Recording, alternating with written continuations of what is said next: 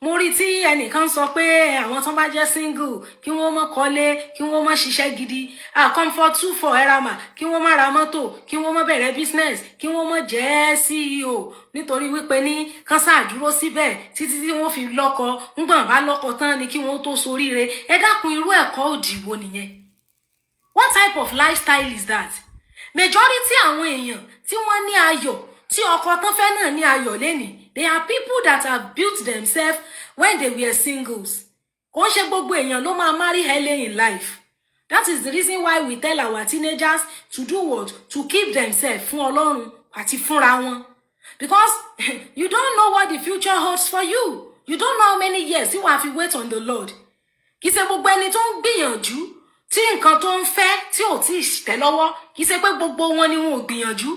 Àwọn míì máa ní early marriage, àwọn míì máa ní late marriage. Bẹ́ẹ̀ ni Madam Comfort kan tó ń sọ nìyẹn, kí wọ́n má ra mọ́tò, kí wọ́n má kọ́lé nítorí wípé yóò mọ̀ mú wọn gbéraga. Àwọn tó bá marry early in life, maybe in their teenager age or in their early 20s, of course. Àwọn míì wà bẹ́ẹ̀ tó yẹ pé wọ́n ṣe parí secondary school tán lá admission tán dẹ̀ sìn ìjọba tán dé náà lọ lé ọkọ wọn. So there are some women that they have never lived outside the roof of their parents, and bọ́n dẹ̀ ṣe ń kúrò bẹ́ẹ̀ náà lọ lé ọkọ. So wọn dá gbọ́ bùkátà ara wọn rí, wọn dá bọ́ra wọn rí, wọn dá jẹun rí, wọn dá sanwó lé, wọn dá nǹkan ṣe personally rí kọ́kọ́ tó dé. So as long as oníkálùkù máa deal with life ní differently bí life bá ṣe kọ ìyà sí wa, so a lè conventionalize irú nǹkan bẹ́ẹ̀ yẹn. Ẹni tó bá lórí ọ̀fẹ́ láti ní property tiẹ̀, kí lé tí ò ní ní. Ibi tẹ́ bá ní kóbìnrin ó jókòó sí, kó rẹpẹ̀tì sí, ọkùnrin tó bá rí bí rẹ̀ náà ni ó wá. Imagine irú Priscilla yẹn, kán wá sọ fún pé kó má lọ sign brand ambassador tó lọ ń ṣe, kó má make ẹ̀, kó má lọ léèwé. Báwo ló ṣe fẹ́ pàdé ọkùnrin olóríire Jumax tó fẹ́? I don't know why people get all this theory from. Tó bá jẹ́ single, tó jẹ́ obìnrin àbí ọkùnrin tó single, continue to grow, continue to do things that you know that will have value to you. Níbi value tó àdìkúnra ẹ̀yẹ, you see, nǹkan tó mọ̀ gbà tí ó dé, ó lè dòkóde o. You keep on soaring high, you keep on moving on. Because in a situation tí ẹni kéèyàn kan máa limit ara ẹ̀, gbogbo time tó jókòó kalẹ̀ tí ò ṣe nǹkan kan tí ò ní nǹkan kan yẹn, ṣé èèyàn ta lórí náà nígbà yẹn?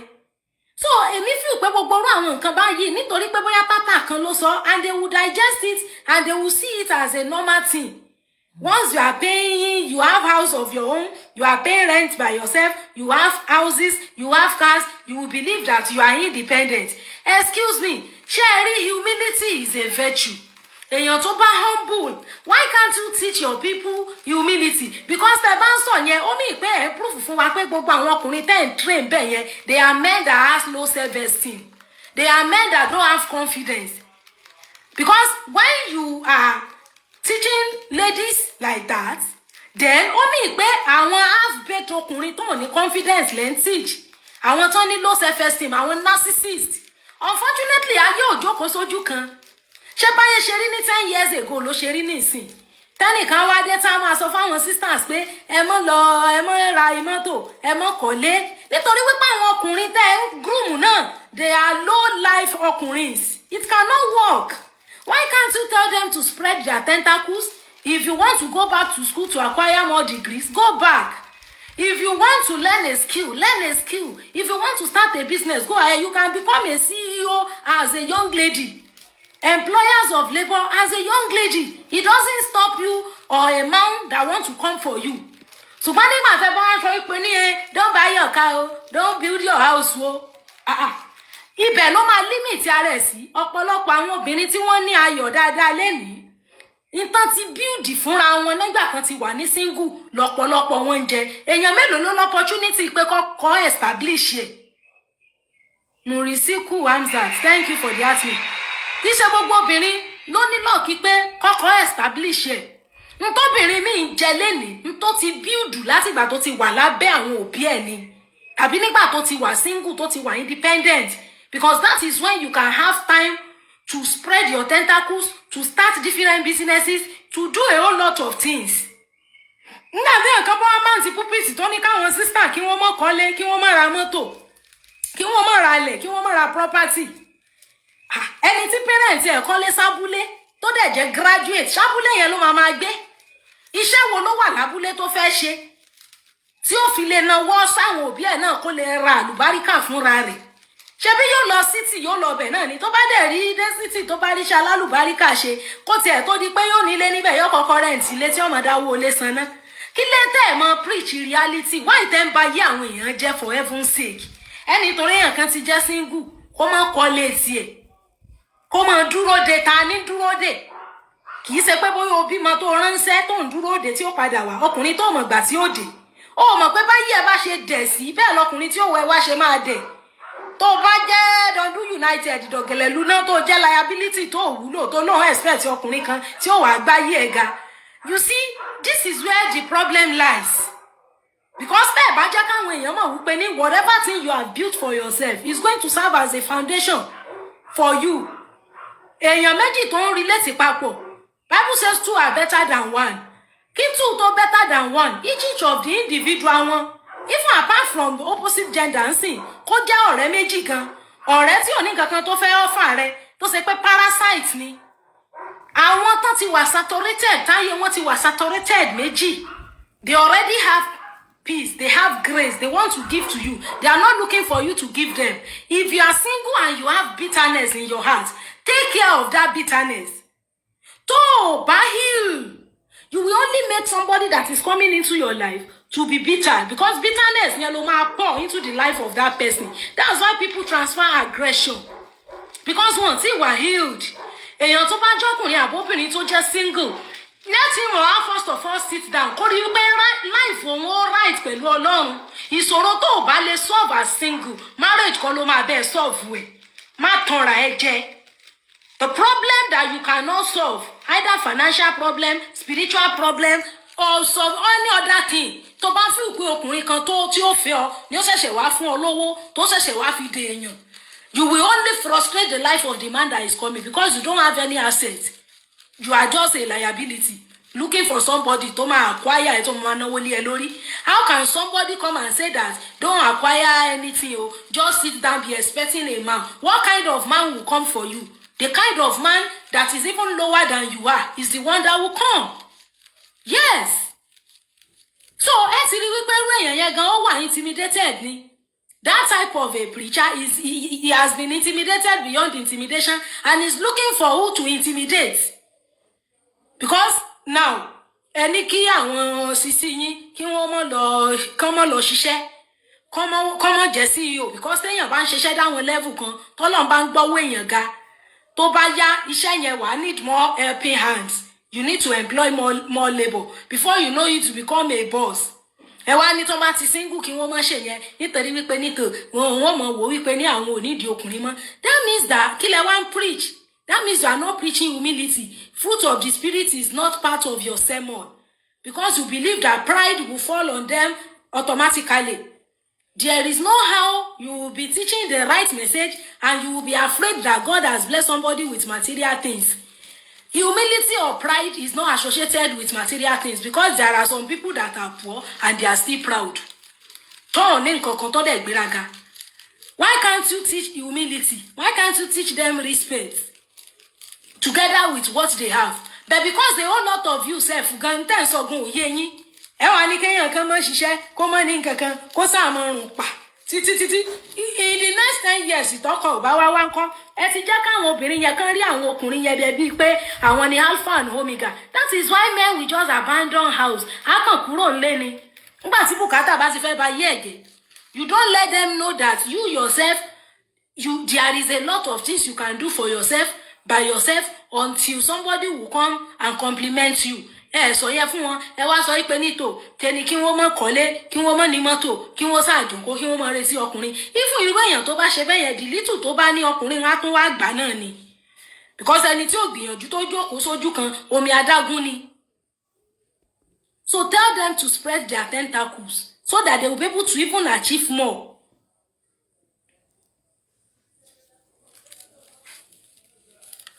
So that is a good time for you to build yourself in all ramifications. o lẹ́ni tó ń wá ń jẹ fún, o lẹ́ni tó ń sùn tì, o lẹ́ni tí ò ní mọ́ lọ bì kan. You have a whole lot of time. Even spiritually, you have more time to pray. You have more time to fast. Èèyàn tó ti ní ọkọ kò lè dédé sọ pé òun fẹ́ gbààwẹ̀ 21 days. It's not possible. Singleness yẹn ẹ lọ bèrè lọ́wọ́ àwọn ìyá yẹn. Táìmù tó ti wà ní sísí ìwé tẹ́lòmíì fi certificate jẹun tó fi retired ní ìwé tó ti kà láti ilé ìbá rẹ̀ ni. Ẹlòmíì tó jẹ́ business ló ń ṣe ó ti kọ́ṣẹ́ yẹn tẹ́lẹ̀. Kì í ṣe gbogbo èèyàn ló ní lọ́ọ̀kì pé kọ́kọ́ establish yẹ. It's not every woman that will have that luck. Ọlọ́run ẹ̀ sì pani lórí kọ́mọ̀ fìrùn gbọ̀dí. Tọ́lọ́run bá ti rí pé ní the kind of ọkọ tó ní kì í ṣe ní tó lè establish ẹ̀. Ọlọ́run á sẹ́ndì á gbéwọ̀ náà lọ́wọ́ sókè. But when you sit down you are not doing anything. Oníkákùnrin má bàa mọ́ sá. The truth remains that nígbà tó ń fẹsẹ̀ ẹ́ rìn tọkùnrin ò wá tó o bá bẹ̀rẹ̀ sí ní lo mọ́tò ọkùnrin tí ọ̀bà ní wá náà ò ní wá. Ṣùgbọ́n nígbà tí a bá ti jẹ́ kí àwọn obìnrin believe pé the totality of their life is dependent on a man coming for them, then we will keep having problem. All these people will think that láìsí ọkùnrin àwọn ò lè gbélé ayé. Èmi ò sọ wípé ní ká ẹ má ṣe union, but nǹkan tẹ́ ń portray yẹn ọ̀rọ̀ǹgì kì í ṣe gbogbo èèyàn ni ó wà lábẹ́ òbí títí tí ó fi lọ lé ọkọ. Ẹlòmíì wà tó ṣe pé ibi táwọn òbí ẹ̀ ń gbé kì í ṣe city. Ẹlòmíì sì wà tó jẹ́ pé ní ibi tán ń gbé táwọn òbí ẹ̀ ń gbé ibẹ̀ kọ́ ló ríṣẹ́ sí. Imagine káwọn parents ẹ kọ́lé sẹ́kọ̀ọ́ kán kọ́lé sí Ìbàdàn kó wá lọ ríṣẹ́ l'Àbújá. Ṣé tó bá lọ Àbújá ṣé ó rù Èkó lọ Àbújá ni? Wàá lọ Àbújá yẹn wàá lọ máa gbé bẹ̀ wàá gbalé wàá dẹ̀ mọ́ gbégbé ayé ẹ fọ́lọ́run títí wàá sì mọ́ sanwó lé wàá mọ́ bọ́ra ẹ wàá wà responsible for yourself. Tíṣẹ́ ẹ bá jẹ́ṣẹ́ tó gbé pẹ́lí dáadáa, you can acquire a whole lot of things. There are a lot of single ladies that have a lot of property because pé Ọlọ́run ti jẹ́ kán tètè ríṣẹ́ at a very early stage. Ẹlòmíì bóyá bó ṣe sìnjọba tán ló ti ríṣẹ́. Ẹ wá ń sọ àwọn nǹkan tí Ọlọ́run tó fún àwọn èèyàn as a blessing. Ẹ wá ń portray ẹ̀ bí ẹni pé is a negative thing tó máa lé ọkùnrin sá fún wọn. Ọkùnrin tó bá feel pé tó ní ti tóbi ju òun lọ láti jẹ́ kó ń fẹ́, that man is not for you. Yeah, ẹnìyẹn ò sí fún ẹnìyẹn, it is a confirmation. Gbogbo ẹ̀ ń wá vision ẹ̀ ń wá revelation kiri yẹn, you don't even need that. The first confirmation is somebody who is afraid of approaching you already. That person has failed. It's not for you at all. But nígbà tó jẹ́ pé àwọn tẹ́ ń groom gan, they are half-baked guys. They are guys that have low self-esteem. They don't have confidence. They have inferiority complex. Complex ìbáyé wọn jẹ́.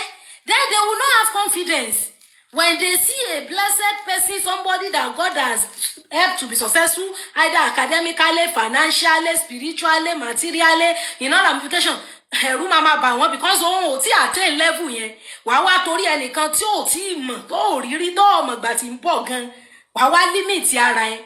Do you know what God has in plan for you as a young lady?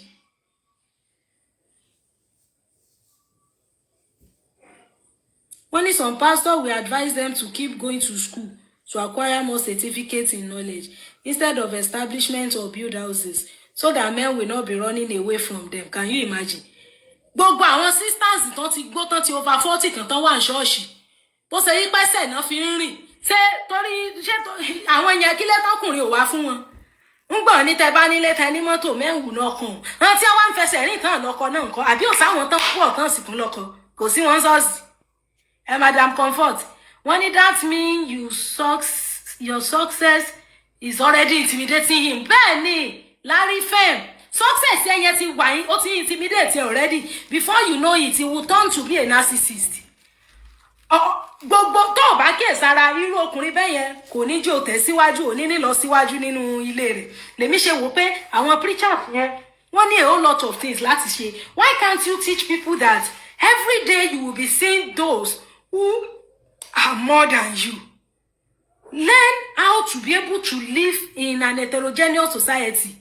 A kind of society that you have the rich, you have the poor, the wealthy, the people that are wealthy, those that are flourishing, those that, you know, that tó jẹ́ pé Ọlọ́run ti bless wọn beyond. And you will see the poor, the half-rate, the moderate, different kind of people. Learn how to relate with people. Learn how to build your self-esteem. You see, a lot of people don't know that when you look down on people, you invariably look down on yourself.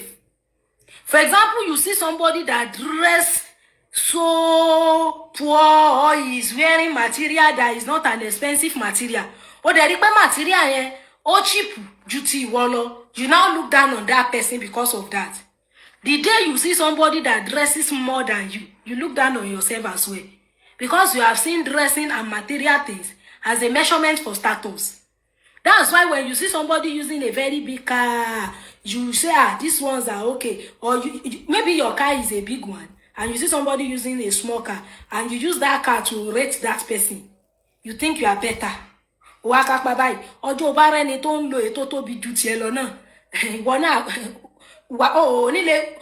You look down on yourself now because as a measurement for status. But when you learn to know that every human being should be respected because they are humans. Nítorí wípé èèyàn ni a gbọ́dọ̀ ṣe àpọ́nlé fún. Kì í ṣe bóyá nítorí n tó kó kalẹ̀. Kí later, I think that is better. Ìyẹn wà faster. A lè tètè kọ́ àwọn èèyàn níyẹn kán dẹ̀ understand ẹ̀ kó dẹ̀ sink into their ọpọlọ. Ju ká wá mọ̀ ní ẹ mọ̀ limit ara yín. Ibo náà fẹ́ limit ara wọn dì. Ibo náà fẹ́ limit ara wọn dì. Kánìkẹ́yàn wá sáyìn brand ambassador kó wá ní òṣè o nítorí wípé ọkùnrin máa sá fún ẹ. Who does that? Ọkùnrin tó bá sá fún ẹ nítorí ó jẹ́ brand ambassador alákìísà nìyẹn olóòórùn ni ẹni tí ò mọ iye oríire fẹ̀kàn tẹ́lẹ̀ ó yẹ kí wọ́n gan rìn jìnnà sírú ọkùnrin yẹn. And these are the things tí à ń train àwọn ọmọ wa fún. To be able to know that when you see successful people, you have to be happy with them. Ngbà bó wá ní ìyàn kan ti ní gbá báyìí, ó ti láwọ̀ báyìí, ó ti ní kòkò bàbá àsásùn báyìí. Ó mì pé àwọn ọkùnrin tẹ́ ń groom, they are low self-esteem ọkùnrin. They are ọkùnrin that cannot handle successful women. Irú ẹ̀ ní irú tí ọkọ ò sí náà ṣì yẹn. So please, let us build confidence in people. Let us make people to know that respect is a virtue. You see, when you see people, you respect them. And all these material things are no measurement for status. We thank God for it. It is a blessing. Tó máyé dẹ̀ wá lọ́rùn. Bẹ́ ayé wa ò depend lé lórí. And ìyẹn ò ní ká wá limit àwọn sisters wa. Ẹ má ṣe kinní kan. Ẹ má mọ̀ pé tó ò bá wà okay kó fine kó jẹun gan gidi. Ara ẹ̀ wá kàn gbójú èjì ẹ lọ ni. They should not go back to school. Who told you? Tó bá jẹ́ pé tó bá padà sí school yẹn ibẹ̀ ló ti máa ṣẹ̀wárí ló ṣẹ̀ máa rí nǹkan. What if it is that school? If she goes back, bóyá ó ti ní first degree tẹ́lẹ̀ ó wá lọ ṣe masters, àbó ti ní masters tẹ́lẹ̀ ó wá lọ ṣe doctorate. Who told you? Bóyá tó bá padà síbẹ̀, that is when she will now get married. And all these things, guys, say nǹkan téèyàn kó sẹ́mi, it will come naturally. Ẹ má máa fọkàn sí nǹkan jù. Ọ̀pọ̀lọpọ̀ àwọn sisters yìí gan, ìrònú wọn ti kọjá àwọn fẹ́ lọ́kọ, àwọn fẹ́ bímọ. Their ìrònú is beyond all of that. Ẹ̀yin lẹ ń take Panadol for someone else's headache. Ẹni tí ó bá ti sunkún wá bá yín kó wá rojọ́ ìgbésí ayé rẹ̀. Stop thinking for people. Please. Single time is a good time for them to build themselves. There are a lot of people tó bẹ́yẹn kò ń ṣe gbogbo èèyàn ní marriage ló máa establish wọn. And a lot of people are seeing marriage as poverty eradication plan. That's why they are looking for a man that will establish them, open shop for them. You may not be that lucky. Àwọn obìnrin míì wà tán nírú orí ọ̀fẹ́ bẹ́ẹ̀. Tó níṣẹ́ kúrò lé bàbá wọn tó ṣe pọ́kọ wọn ló establish wọn bẹ̀ wọ́n lè má nírú lọ́ọ̀kì yẹn. So tó bá lọ ń gbá àwọn mẹ́sẹ̀jì kan tí ò wúlò ojú kan náà ló máa jòkó sí. Àwọn preacher míì gan wà tó ṣe wípé ní oríire member wọn gan intimidate wọn. Bẹ́ẹ̀ ni mo sọ fún ọ. The success of their member is intimidating them. Ó lè jẹ́ lẹ́yìn tó ń sọ̀rọ̀ yìí gan, òun gan lẹ́rú success obìnrin kan bà. Tó fi sọ wípé kankan jókòó kalẹ̀ because tán bá ní nǹkan kìnìkan èèyàn kan ò ní wá fún wọn. Recently mo ń sọ fẹ́yàn mi kan mo ní wọ́n fi nǹkan kan lọ̀ mí o pé kí n wá rà o mo ní mo sì gbìyànjú ẹ̀ o mo ní mo fẹ́ kẹ́yìn náà rà ó lóun ní ó dẹ̀ júwe ibi tó wà fún mi ó lóun náà ní I don't know she has because kò wùwà rẹ̀ kò sọ̀rọ̀ rẹ̀ àti ẹ̀ sọ̀rọ̀ débẹ̀ rí ó lóun ti ní mo ní mi mọ́ kéèyàn wá ní kéèyàn má ra nǹkan ẹ mọ́ nílé ẹ mọ́ kọ́lé ẹ mọ́ ṣe kinní kan ẹ mọ́ lọ ẹ mọ́ wà responsible ṣé ẹ mọ̀ pé responsibility nìyẹn pé obìnrin ti wà responsible on her own ẹ jọ ń torí Ọlọ́run ẹ já mọ́ ṣọ́ọ̀rọ̀ sọ ká mọ́ ṣọ́ọ̀rọ̀ gbọ́ ńlẹ́ lomi ò gbọ́ ní ìsìn tí wọ́n pè ṣiṣẹ́ alálùbáríkà kan tí ó lóun ò wá